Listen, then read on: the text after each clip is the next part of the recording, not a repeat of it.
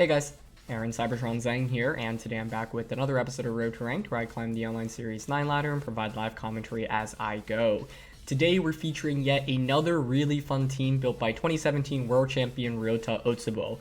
We featured so many Ryota's teams in the last year. Please give him a follow on Twitter and YouTube. I've linked them down in the description below. He streams occasionally on YouTube, and I think he actually featured this team on his channel just a couple of days ago. But Ryota has really been, first of all, I mean, he's a world champion, right? One of the best ever to play the game, but he's also just been an incredibly innovative team builder, especially in Sword and Shield. And I think that's also really cool just because like there aren't that many events even taking place right now. Ryota is always just, coming up with brand new stuff and featuring it. So huge shout outs to him for this team and really all of the teams that we've used from him before. It's always a pleasure to feature, what he's come up with. And so this team is really fun, right? I wanted to feature it because it just has a lot of Pokemon that we don't see very often in Series 9. In fact, like none of these are super high in popularity or usage at the moment. So a couple of obvious combinations to talk about, starting with Tapu Koko and Hawlucha. As you can see, it's a physical Life Orb Tapu Koko, and it's coaching Electric Seed Unburden Hawlucha. So, of course, Tapu Koko enables the Unburden by setting up that Electric Train. Electric Seed gets consumed, and then Hawlucha is fast. And then what you can do is use coaching onto Admit, Life Orb Physical Koko, get it to +1 attack, +1 defense, and it can really just get a lot of damage off across the board right away on turn 1. Physical Koko, I think, is something that people just don't expect very much in general. I mean, when you see Hawlucha Tapu Koko, I honestly wouldn't know what to expect until, turn 1 happened. And so it's kind of just a surprising strategy, and the physical coaching combination, I think, is really fun. You also have Ironhead and Brave Bird for more coverage as well, which is nice.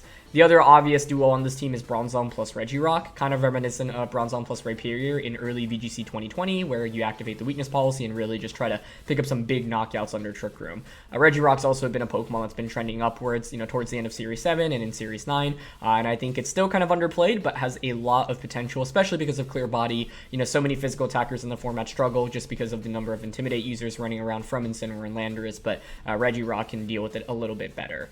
Finally, you've got Mamoswine and Assault Vest Goodra. Both of these, I think, are just kind of anti-meta Pokemon at the moment, right? There's so many Incineroars and so many Landuruses running around, so Mamoswine's obviously a nice counter to those. I think Mamoswine is a pretty predictable Pokemon in its moveset. Almost all Mammals are going to run these attacks. Maybe you'll see, like, Rock Slide occasionally, but Sash is just by far the most consistent item, especially because Rillaboom is so common, right? You don't want to Feint to just a Grassy Glide immediately. And then finally, AV Goodra with Feint, which is really interesting. Goodra is actually a pretty nice answer into Sun teams, right? Especially with Sapsipper. You think about the common Sun Core, Charizard, Venusaur, and Torkoal, for example. None of those can really hit Goodra for that much damage, and Goodra as a Maxmon can actually retaliate back with a ton of damage in return. So, definitely a lot of interesting components on this team, and I think a lot that does pretty well into the metagame at the moment. Interestingly enough, we actually haven't run into Sun that much. It feels like we saw Sun more frequently when we were doing Road to Rank in Series 8. Rather than Series 9, but there are a lot of cool elements to this team, so I can't wait to dive into it. Once again, huge thank you to Ryota for the team. Thank you to you all as always for watching. If you enjoy, please share support by leaving a like. I'd really appreciate it. And I asked this question of the day just a couple of weeks ago, and my answer to this question of the day was Regirock back then. That's why I wanted to ask it again, and especially with this team featuring so many underused Pokemon, I'm curious what you think is being slept on right now at the moment.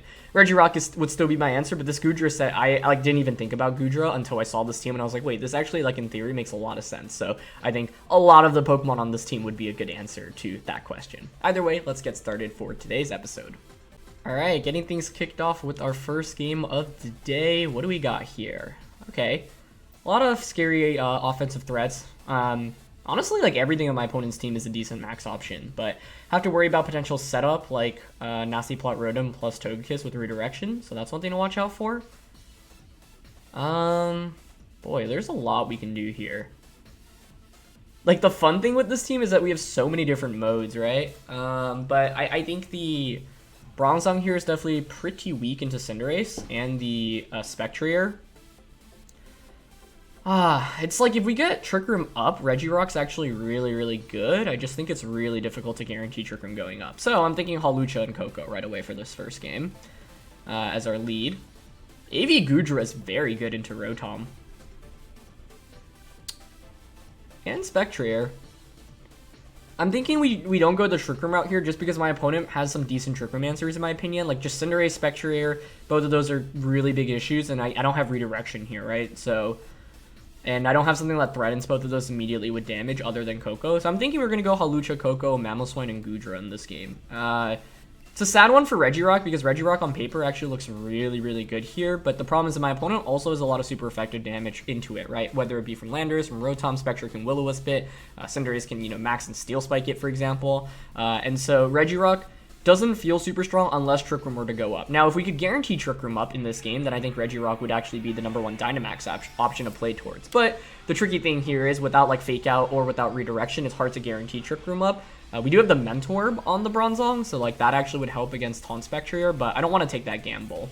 So it's gonna be Spectrier Togekiss. I'm honestly totally okay with this. Yeah, I wonder if my opponent expects coaching. Like that's my main question right now.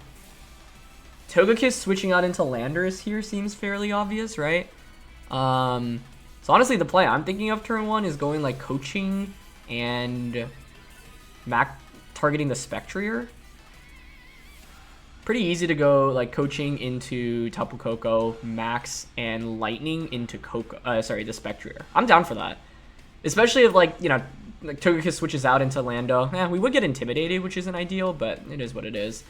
Because the thing is, right now, Mamoswine's really good into Togekiss, right? So, yep, there's the switch.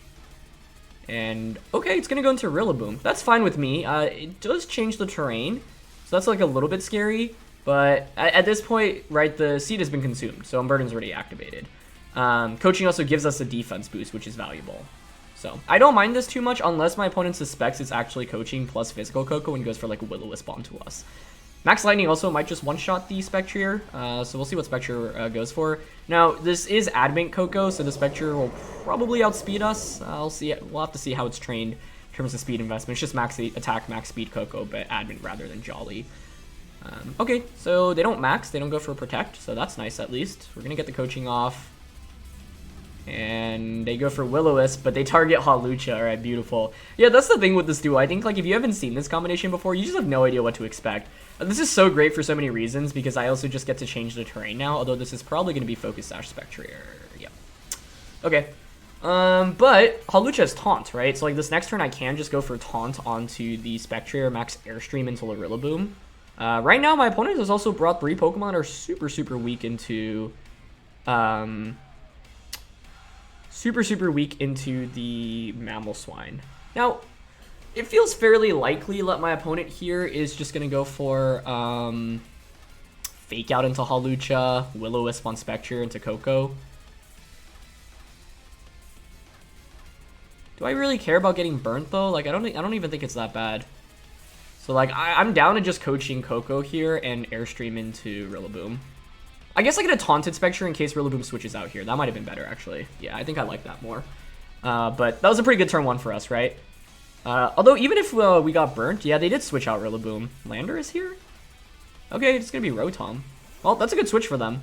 This is where Taunt would have been super nice for us, but it's still fine, right? Like, we're still definitely in a decent position. I think they're leaning towards, at this point, probably maxing the Rotom, but that's fine. Max Airstream's not going to do too much here, unfortunately, so that's a great switch by them. I was hoping to bait out a Fake Out and just knock out Rillaboom. And see, Rotom's not exactly, like, super physically defensive, so Airstream actually does a decent amount there still, which is nice. Now we have the speed boost, so we definitely outspeed the Spectrier as well, which is great. And once again, we have this AV Goodra in the end game, so that's something that's, you know, very good to play towards. So we have a lot of options here. We could go like another coaching into Koko and just max Lightning into Rotom. I'm actually pretty down for that because Spectrier is at this point just going to click Shadow Ball or Will-O-Wisp, so it's not really that much of an issue. Even if you switch like Rotom out, you'd have to go back out into Rillaboom.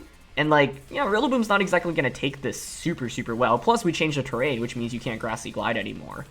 So the main thing right now is that, you know, I'm slowly chipping away at my opponent. Looks like they're going to max. No, okay, Rotom just protects. That's fine. Because, like, here's the thing. Right now I've gotten Tapu Koko to +3. And so, like, Wild Charge into Rotom's actually going to do a sizable amount next turn, too.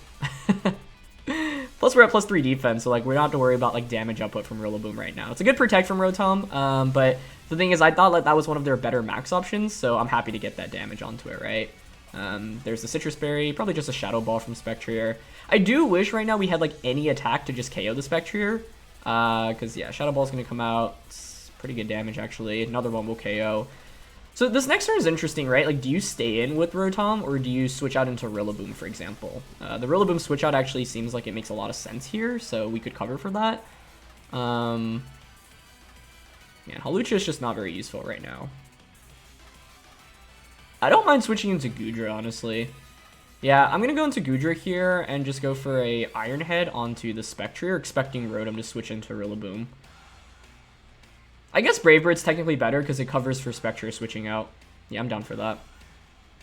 Either way, I think Hawlucha's really done its job at this point. I mean, we've gotten Koko to +3, so we'll see if Rotom wanted to take the gamble here. Yep, there's the switch. Okay, nice. I could have Brave Birded that slot, actually. That would have been really nice. That would be a very interesting play. Now the question is, how much does +3 Glide do into us? Or sorry, against us, considering we have +3 defense. I feel like I could have won the game if I just targeted the Rillaboom switch in there, which, you know, I thought was coming out, but that's okay. I think, I kind of wish I went for Max Airstream turn 1 instead, because then Spectre would have never been able to burn us, and I also kind of wish I went for the Taunt on the switch in as well, but it is what it is. Yeah, because I was expecting Rillaboom to fake out us, so their switch in from Rillaboom into Rotom was very nice. I feel like even at +3 defense, Rillaboom still KOs us with the Glide, but I'm not 100% sure on that. I feel like Togekiss has to be their max option now, right? But that paves the path for Mamoswine.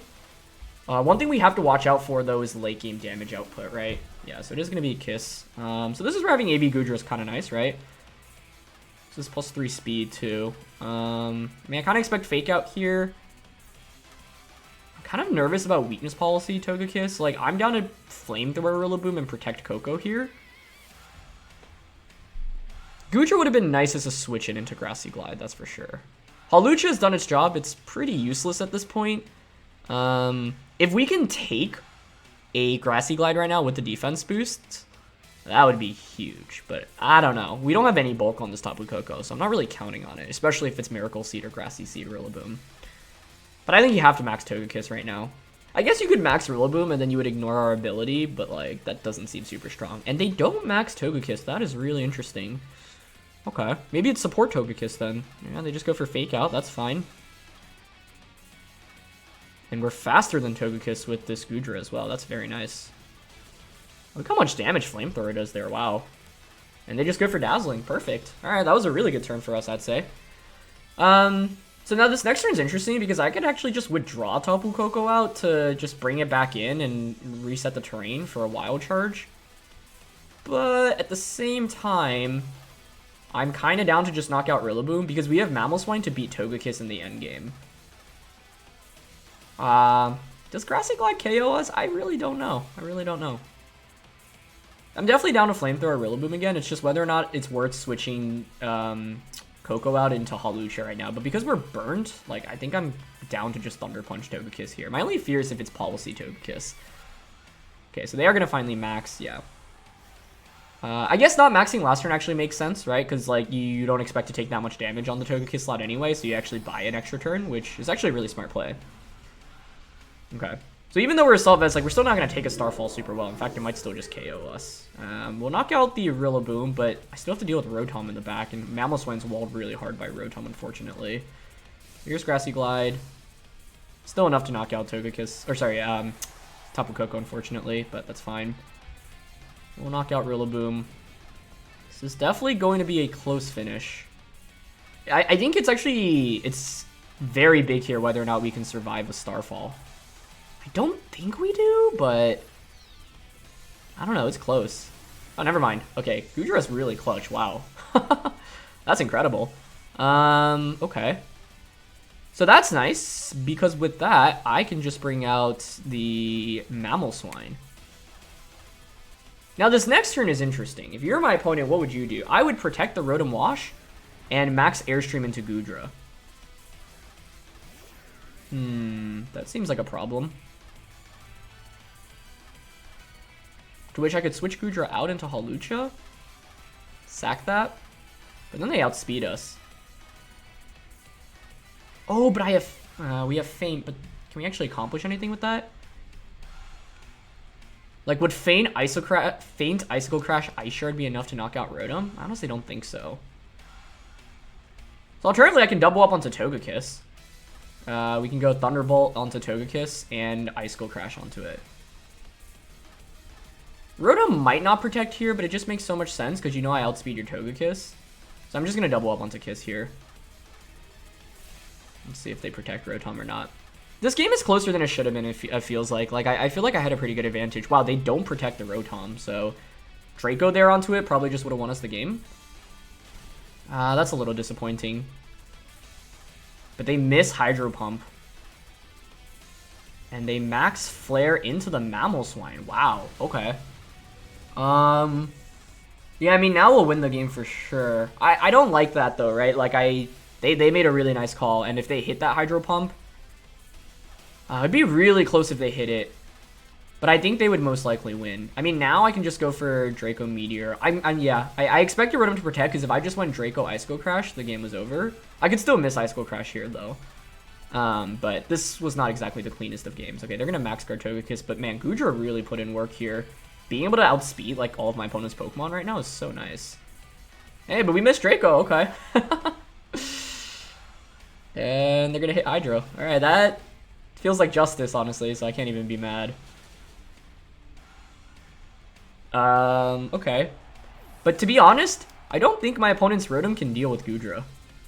So, miss for a miss there. Okay. I guess in the end, well, it bought me an extra turn. Like, that, the first miss, my miss felt more crucial than, or sorry, my opponent's miss, like, I think benefited us more. Like, now I can just Thunderbolt into Togekiss and go for Body Press onto Rotom. Maybe Thunderbolt was more consistent onto Rotom there then. Togekiss max guarded last turn, which is why I'm targeting it. And I honestly really don't think Rotom can knock out Goodra right now. Terrain is up, so you can't Will-O-Wisp us either, so then your attacks are Thunderbolt, Hydro Pump.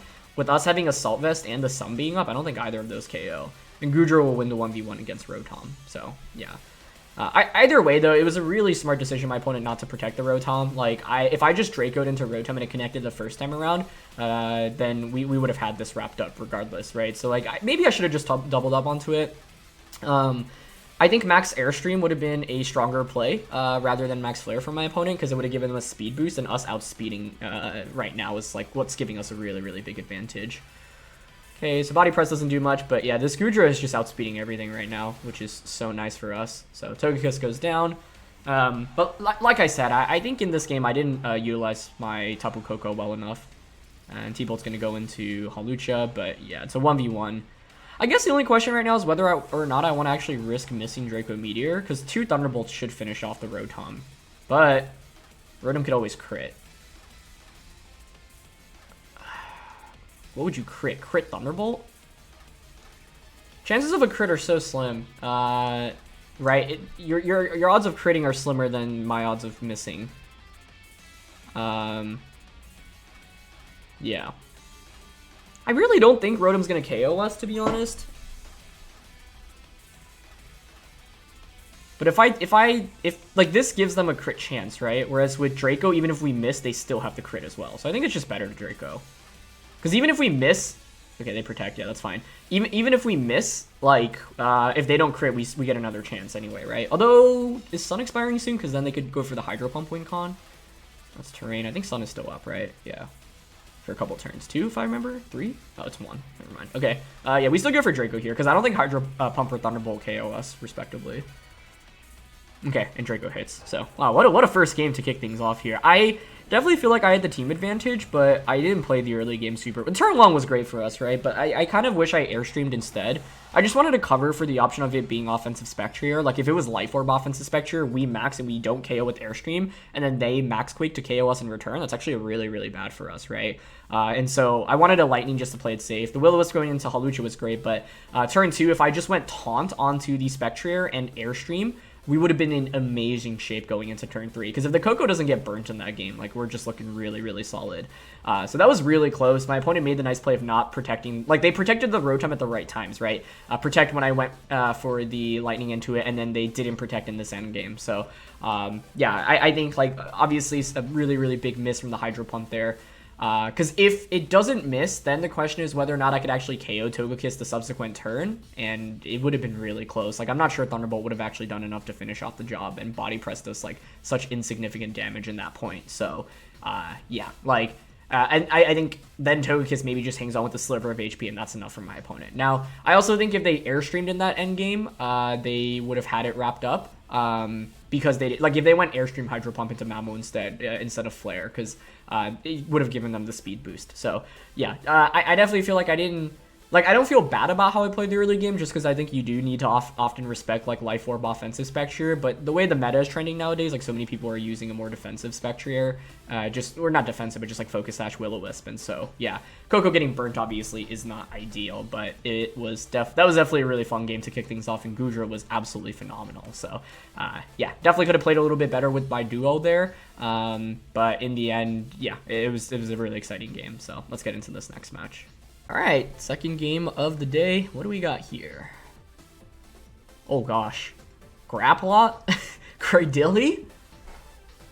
Oh no, what have we walked into?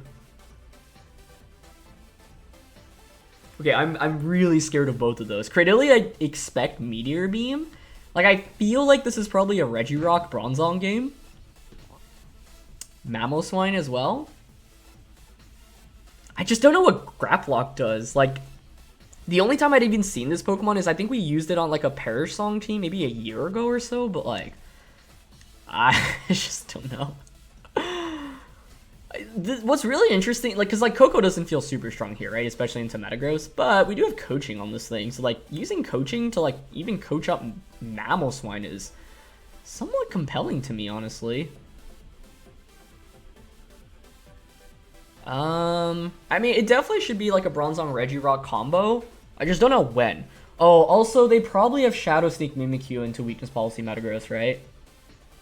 Oh, wait, yeah, that's definitely a possibility. Okay, because of that, I actually feel like I really need to cover for that lead option. So I'm going to go Hawlucha, Mamo, Bronzong, and Regirock. Koko doesn't feel that good here. Goodra, like, it feels weird not bringing, just because it's like a bulky Pokemon, but my opponent's team leans way more towards physical damage than special damage. So I think it's probably better to bring the, like, I just, Mamoswine's really, or sorry, Metagross is really scary, right? But if I go coaching plus Mamo, like, I could just coaching EQ turn 1. They're going to go Instant Mimikyu, which I'm fine with. We don't get intimidated. I do have to worry about getting burnt by Mimikyu, but now it's like if you Trick Room, I actually have pretty good Pokemon that thrive under Trick Room. How in the world do I want to play out turn 1? If I'm my opponent, what would I do here? Parting Shot Hawlucha and Trick Room with Mimikyu. So then you get the Metagross in safely.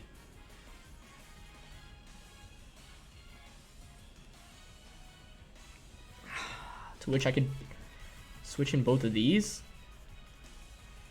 Mimikyu's gonna definitely have Shadow Sneak.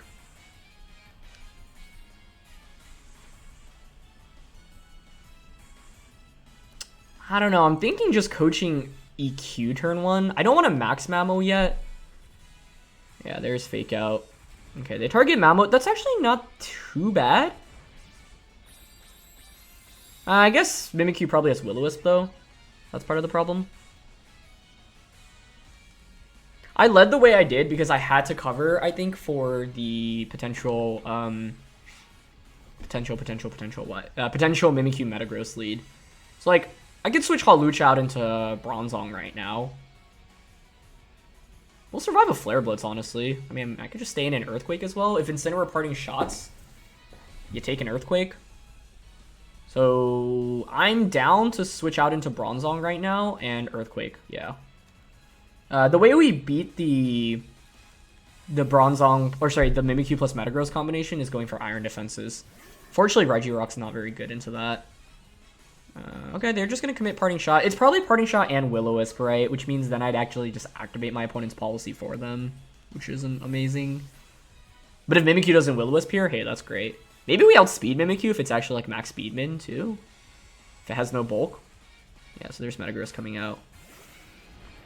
Let's see what happens here. Okay, they just go for Play Rough, which means I get an Earthquake off. That's sizable damage onto Bronzong, onto Metagross, honestly.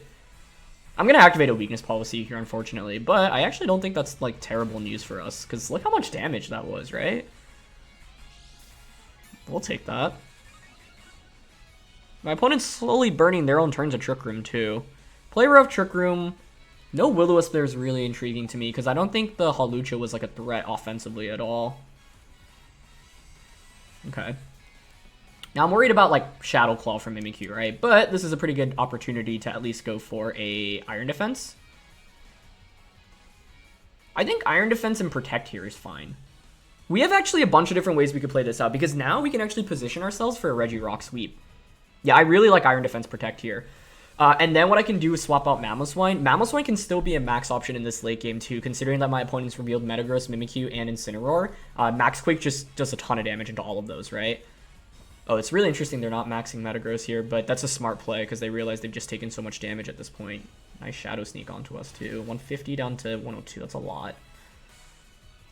However, this means that I don't even necessarily need to switch out the Mamo this next turn.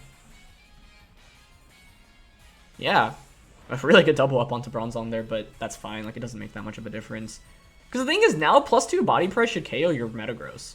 So, like, we can just go body press here into Metagross. And, I think I'd rather Earthquake here. I don't really care about knocking out Mimikyu right now. Well, I guess Metagross could max this turn, which would be pretty interesting. Ooh, that actually is very interesting. Would you actually max Metagross here?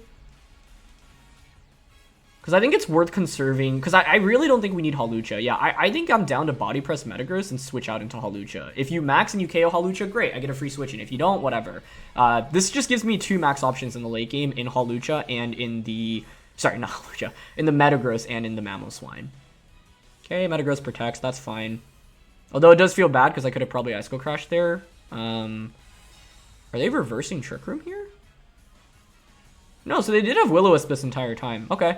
That's what I thought. So it was nice that they let me get that Earthquake off. I mean, I think you're going to see Will-O-Wisp is obviously not ideal for this team, right? But we know the Mimikyu's full moveset now, which is valuable, and I can still just launch Body Press here into Metagross. Do I Coaching here? Their Bronzong answers are honestly kind of lacking right now, so I'm down to Body Press Metagross and go for a Coaching here. Because I don't need Hawlucha at this point, right? I want Hawlucha gone. They're going to switch Metagross out into Fini. Okay, yeah, that makes sense. But the thing is, now we've weakened everything, and they've set up their own terrain, so you can't burn my Mamoswine or my Regirock anymore, and that's huge. Because I can probably just try to set up Trick Room again, and then play towards this Regirock under Trick Room. Pretty good damage on the Fini. We could also just max Mamoswine, honestly. They're going to play rough. Yeah, that's fine. What do I want to do this next turn? I do have to be a little bit cautious right now because I could theoretically lose both Pokemon. And that's scary. I honestly lean towards Trick Rooming because I think Regirock under Trick Room should just win this game for us at this point, especially because my opponent brought Fini and set up the terrain for us. So, like, I'm thinking we taunt into the Tapu Fini just to deny it from Calm Minding and setting up. And just get Trick Room up. I think Fini could definitely pull off the comeback right now, though, considering that none of my Pokemon resist it. And it could probably max here, too. But they don't max, which is really good. And they sneak into Hawlucha. Okay, that's great news.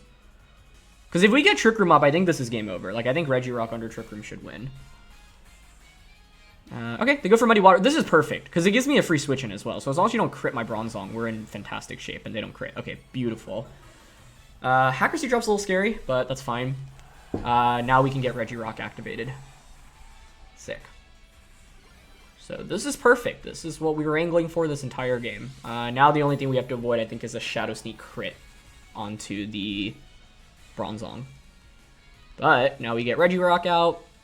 And this is the thing, right? If you look at my opponent's team, they didn't have a single ground wrist or immune, so that's why I was like free to just spam my ground type attacks. Now here it's pretty free to just go for a Bulldoze. We taunted Fini, so it can't protect. Fini switching out into Metagross feels somewhat likely, but like I'm down to just Bulldoze and Rockfall into this slot, I think, because that also sets up the Sand. Once the Sand is set up, you really can't do very much into this Regirock. And Mimikyu switches out even better into Metagross. Okay, perfect. Perfect, perfect, perfect. And I don't have to worry about like activating a Policy on the Metagross because we already activated it and they switched out. So yeah, this is prime Regirock positioning right now. So like that's the thing with this team, right? Koko, Hawlucha, Regirock plus Bronzong, like those are two completely different combinations. So you have to identify when it's appropriate to bring one, both, or neither. I do think in this game, Mimikyu Shadow Sneak into Policy Metagross was actually a very likely lead, which is why I led Hawlucha Mamoswine, because otherwise I think that might just give us too much trouble. They're actually going to max the Tapu Fini, which is even better for us, right? Because I know you're taunted, and Rockfall sets up the Sandstorm, so you're not going to KO us. Ideally, we don't miss our own Bulldoze because of that accuracy drop. Like, that is what makes me the most nervous right now. Because if it connects this Fini, even if it survives, it should just be game over because you can't beat the Regirock. Okay, Metagross dodges it, but we don't. Okay, good. Scary for a second. I also forgot, because of the coaching boost, that actually would have done a decent amount of damage into the Metagross, but that's fine. Most importantly, we've gotten this Regirock activated now, right? +2 attack.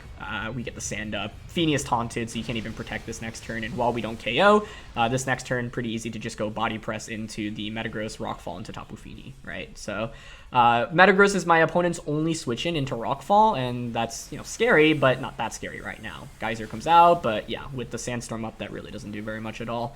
So this is perfect. It's just very simple. Body press into Metagross, Rockfall into Fini, especially because Fini is on its last turn of Taunt, so it's going to go down for sure.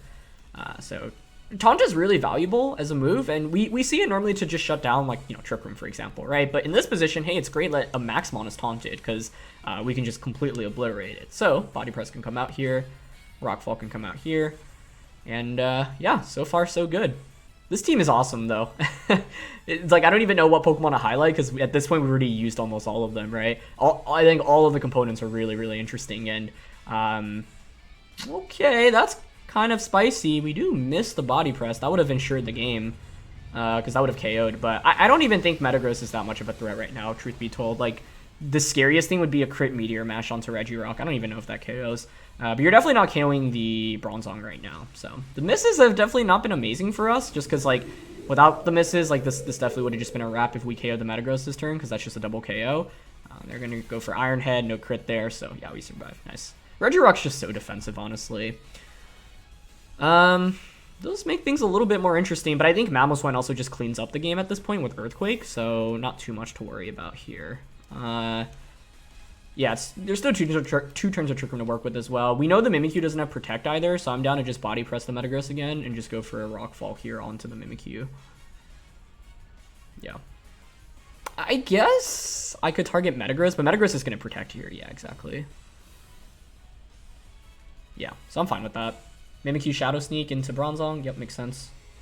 But now, as long as I just get any chip damage onto the Incineroar, and we have Body Press and Rock Slide this next turn. Actually, we have Drain Punch with this, right? That's even more interesting. As long as we get any chip damage onto the Incineroar, Mamoswine closes out the game with Earthquake. So, yeah.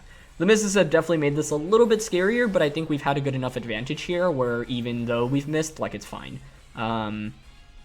So, we're definitely still in pretty good shape right now. And once again, the beautiful thing about Regirock, you can't intimidate this thing, which is awesome. So, what now? One more turn of Trick Room. Instant hasn't taken any damage, but it likely also... I mean, unless for some reason the Metagross outspeeds our Mamoswine, but, like, I really can't see that being the case.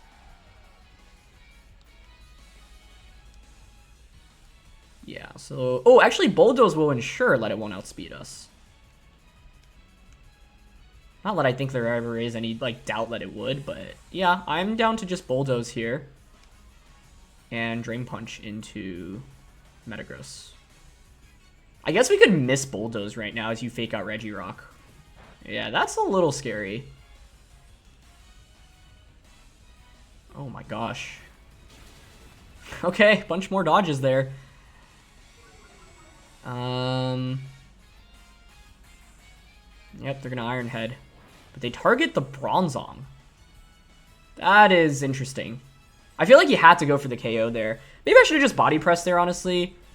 The thing is that we could still miss there, and I was thinking, hey, as long as we get any damage at this point, Earthquake wins us the game. So yeah, I don't really regret that play. Let's see. So it's not over though, honestly. Yeah, I think I just protect Regirock here. Man, these these misses have definitely made this game a little bit spicier. Protect Regirock. My only issue is I don't know if Earthquake KOs Incineroar right now. Okay, they're gonna Iron Head into Regirock, Flare Blitz into not Registeel, Bronzong, so they're gonna take a little bit of chip damage. Man, that one accuracy drop made this game a lot closer. But we got pretty lucky in that last game, so you know, can't really complain.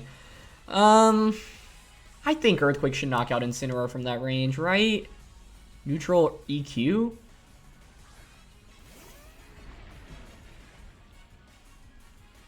How many turns of sand are left? 2 or 1, so that doesn't really give us any value. I should have probably just body pressed into Incineroar. No, I still think Bulldoze is okay. Although Metagross is actually not going to get the speed drop anyway. I went for Bulldoze expecting to drop Metagross' speeds, and I think body press into Incineroar was just a better play there. I mean, they're going to want Iron Head and Flare Blitz here. So, I mean, I think we just Earthquake here.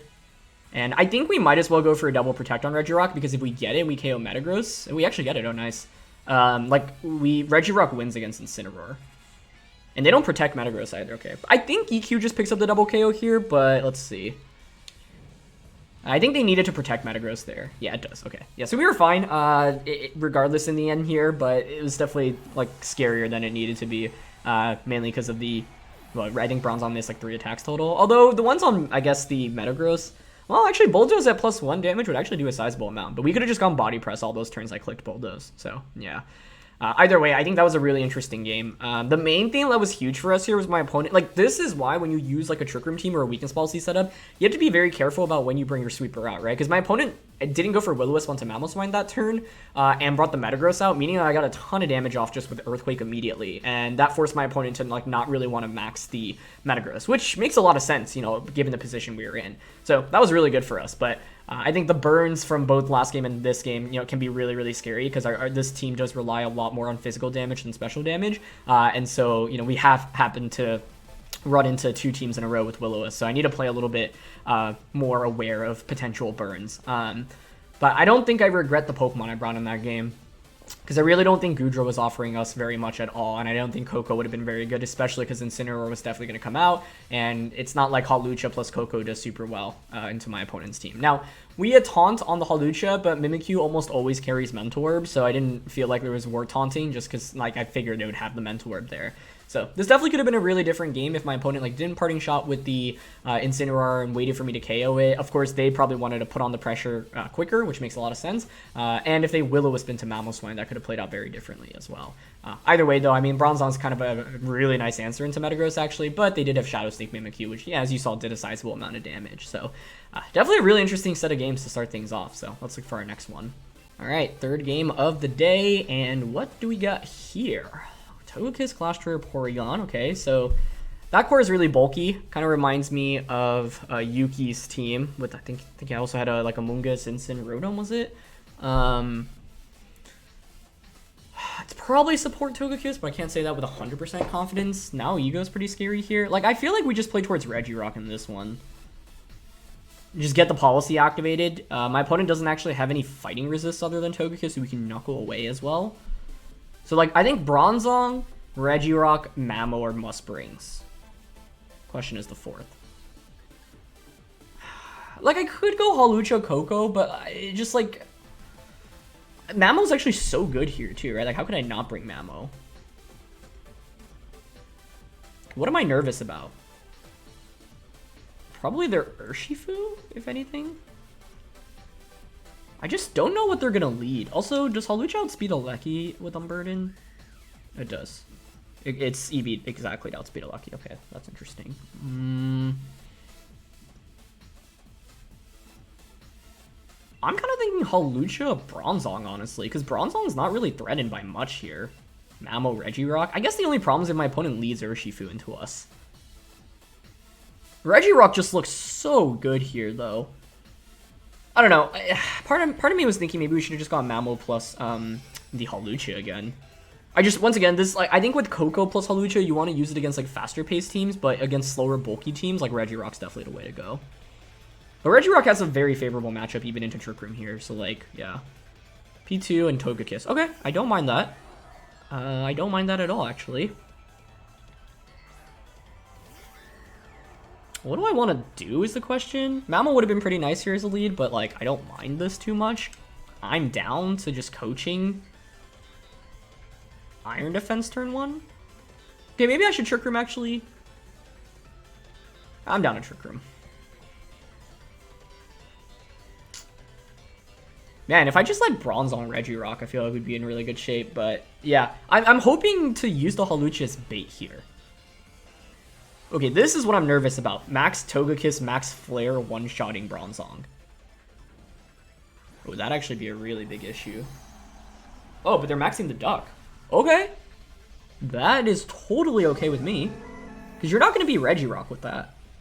So ideally, you knock out the Hawlucha here. Is it? No way. It has Phantasm. Oh. I mean, I'm guessing so. Otherwise, this play makes no sense. What? Okay. Well, that makes sense. But do you really need to max Porygon to do that? I mean, I'm very happy with the outcome of this turn, right? Because I just go into Regirock now and go Bulldoze Max Quake. Or Max Rockfall. Okay. Fantastic. That could not have played out any better, honestly. So I'm very happy about that turn.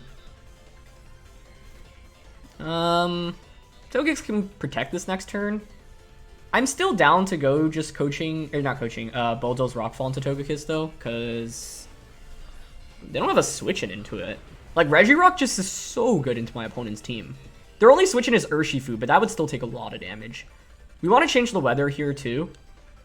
So yeah, I'm down to just Bulldoze Rockfall. Even if your Togekiss protects, like, it's not the end of the world, right? I change the weather.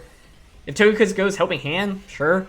And the nice thing is we also, you know, are able to just get set up immediately. One thing to, like, note is that Bronzong was actually a sleeper pick in terms of offense. Like, yes, you're only using Body Press, but you can boost up really, really quickly, and Body Press hits a significant amount of Pokemon in the metagame for very good damage, especially after a single Iron Defense. Yep, so Togekiss protects. Like, yeah, of course I could have launched Rockfall into Porygon, but in this position, I just, like, really don't feel the need to do that, and it's always safe to go for this play, right? Because Rockfall's not going to KO Porygon anyway, so yeah, maybe you could say I could go for, I don't know, like a Max Knuckle onto the Porygon slot, but I'm fine getting Protect out of Togekiss, because this means next turn it can't Protect, right? And that's already good news for us. Oh, they are faster with the Togekiss. Or sorry, the Porygon. Okay, under Trick Room. Which makes sense. I mean, Regirock's not exactly the fastest Pokemon. Or the slowest Pokemon. and my opponent obviously has like a Trick Room component to their team. Okay, that was actually a really nice play by them, because I'm going to tell you what's going to happen this next turn. I think they're just going to go Helping Hand Max Lightning into the Bronzong slot. And that would actually KO Bronzong. So as wild as it seems, I actually want to switch out. Well, let's see if we Feint from Helping Hand Max Lightning. It would be terrain boosted too, though. So yeah, it would definitely pick up the KO.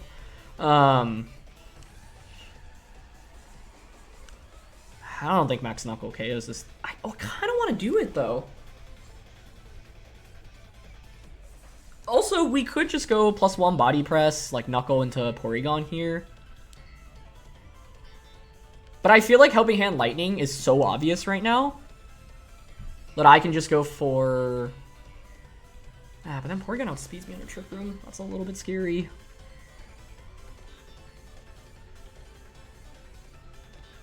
You know what I kind of like here? Knuckling into Porygon, because that gives me... Never mind. I actually think I should have just gone straight for damage here. I just think Helping Hand Lightning is going on to the Bronzong slot, but this will feel like kind of... Like, I'll feel kind of sad if we lose this, because I feel like Regirock is just so good on paper. That was a really nice play by my opponent last turn. There's Helping Hand as expected. Show me Lightning. Yeah, okay, good. Yeah, so the idea behind this play is I don't knock out your Togekiss, but that's fine, right? My Mamoswine now gets an attack boost. That's really, really nice. And I have Ice Shard this next turn. That's also really, really nice. And I have one more turn of max with Regirock here. That's also really, really nice. So all of those are good things for us. Now, Ice Shard into Togekiss is so flippin' obvious this next turn that I almost want to just protect the Mamo and Knuckle into Porygon. That gets this thing to +4, which is wild. Yeah, I'm down to Knuckle and Protect here. good play by my opponent would be to just recover and follow me here. That'd be a really nice play. But to be honest, like, Regirock's going to demolish his Porygon after Trick Room, so then the big question is what my opponent has in the back. Now, I anticipate Glastrier as well. Yeah, I mean, Turbo was great, right? We used Hawlucha as bait, more or less, and got a coaching boost onto the Bronzong, but really good Protect. Yep, there's Protect from Togekiss, perfect. I don't want to lose my Sash on Mamo here, so this is why I'm going for this. So even if Porygon recovers, like, I actually think we might KO plus 3 Max Knuckle into it.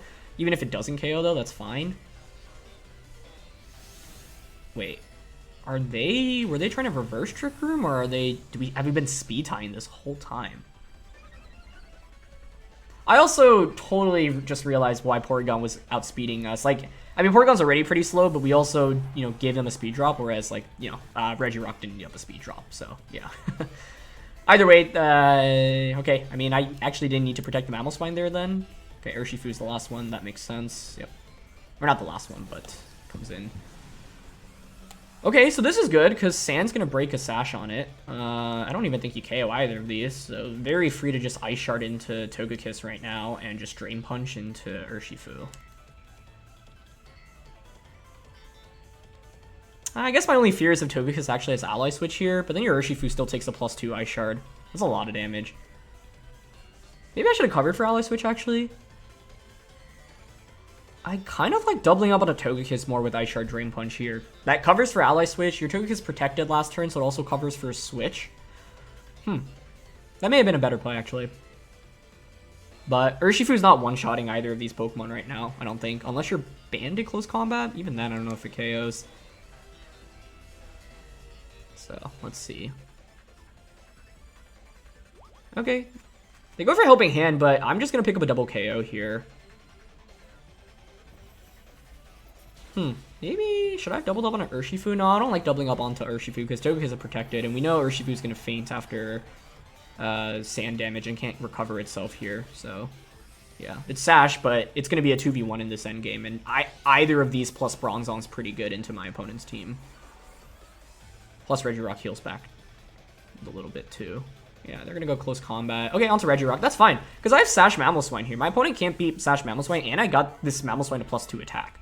That's why I wanted to switch it in. As soon as my opponent went for Helping Hand Max Lightning the first time around, it was so clear they were going to try to target Bronzong the next turn, right? Just because Bronzong was actually a really critical win condition against them too. Like, our matchup was just honestly really, really good here. And this is the thing, right? This is kind of an anti-meta team with a lot of cool tricks up its sleeve. So, yeah, Leki's the last one. That's kind of surprising. I feel like you actually had to go for the knockout onto Mamoswine, because how in the world is a Leki ever winning in this position? I don't think it can. We can just body press here. And since we have Focus Sash, Aleki cannot do a single thing to us, even if it were Hyper Beam. So, yeah. I think you had to go target Mamo there, hope for a critical hit. It was just too hard for my opponent, honestly. I think, like, our team matchup just was too good here. So, that was a really fun set of games. It's interesting because, like, when I saw this team, I was thinking, oh, we're just going to lead Hawlucha Koko every time. But neither this game nor the previous one really gave us room to actually do that. And, yeah, Goodra was really good in that first game. I mean, Regirock was amazing in these last two games. Mamoswine's a really critical component. Like, I'm glad that in one episode we got to feature all of the Pokemon at least once, because this team is super, super wild. Has a lot of cool components, but it's actually really, really darn good as well. You just have to know when to execute and how to execute. So, you know, the main things to talk about. One, like, making sure you maximize usage out of your Dynamax, right? Because Koko and Regirock are the clear max options, so making sure that you get those Pokemon in a position where ideally they can just sweep. Koko's often going to push the tempo in the early game. Regirock's often going to push the tempo in the late game. We got pretty lucky in that first game, you know, dodging that Hydro Pump. I feel like that first game, like, I really should have just, like, taken control of, but misplayed a little bit by not covering for Rillaboom switching out and trying to go for Tauntaun to Spectrier. That would have been a lot better. My opponent made some really nice switches and protects to stall out my Dynamax in that first game. That's one thing to watch out for. If you're going to max your Koko, you want to maximize your usage of it, right? So max in positions where you can ideally just do a lot of damage regardless of whether or not your opponent protects. So one thing to watch out for as well is because Koko's a little bit slower, Spectrier can outspeed you. And yeah, I mean, I think identifying which non-max options to bring is also important as well. Like, Hawlucha was actually so good for us in the last two games, even though it didn't, like, seem like it did that much. In game 2, it was able to, you know, boost the Mamoswine immediately. That gave me the extra Earthquake damage into the Metagross, which then put it in KO range, basically from a +2 body press. That was really big. And then in game 3, it baited out my opponent to target it turn 1. I'm still kind of surprised by that, honestly, but that worked out really, really well for us. But yeah, honestly, like, both Regirock and Mamoswine and Bronzong, like those were just such an incredible list of Pokemon to have into my opponent's team. So I don't feel like I played like particularly better than my opponent in that last game, but that's the thing, right? If you have a good team matchup, that's why team building is such an important element of Pokemon. It can give you such a big advantage right from the start. So it's not like we had to go for any crazy predictions or anything, because all we had to do was position Regirock into a good spot, get that policy activated, and then go from there.